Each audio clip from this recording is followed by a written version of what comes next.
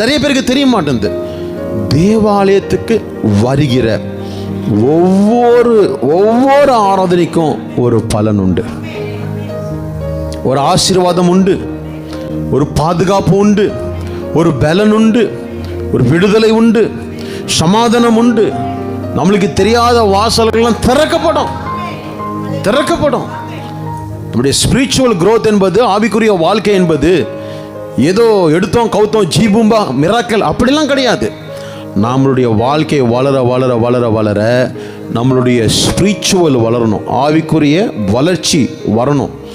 ஆவிக்குரிய வளர்ச்சி வளர வளர எனக்குள்ள, என் மனைவிக்குள்ள, என் பிள்ளைகளுக்குள்ள, என் குடும்பங்களுக்குள்ள அந்த தெய்வீக கிரியைகள், த ஸ்பிரிச்சுவல் பிளெஸிங்ஸ் அப்படின்னு சொல்லுவாங்க, ஆவிக்குரிய ஆசீர்வாதங்கள் சொல்லுவாங்க. எது இருக்குதோ இல்லையோ சமாதானம் இருக்கும், எது இருக்குதோ இல்லையோ நிறைவு இருக்கும், எது இருக்குதோ இல்லையோ மகிழ்ச்சி இருக்கும், எது இருக்குதோ இல்லையோ தைரியம் இருக்கும், எது இருக்குதோ இல்லையோ நாம பாட்டுக்கு தேவனை முன்வைத்து போய்கிட்டே இருப்போம். ஒரு காலம் வரும் பொழுது டோர் ஓப்பன் ஆகும். அந்த ஓப்பன் ஆன டோர் எந்த கொம்பனாலும் மூட முடியாது. அதுதான் ஆசீர்வாதத்தின் வாசல். அதுக்குள்ள பிரவேசிக்கணும் அப்படின்னு சொன்னா நிறைய டெஸ்ட் பாயிண்ட்ஸ் இருக்கு, நிறைய டெஸ்ட் பாயிண்ட்ஸ் இருக்கு. அதுல முதல் பாயிண்ட், தேவனுக்கு கீழ்ப்படி பிசாசுக்கு எதிர்த்து நில். இதுதான்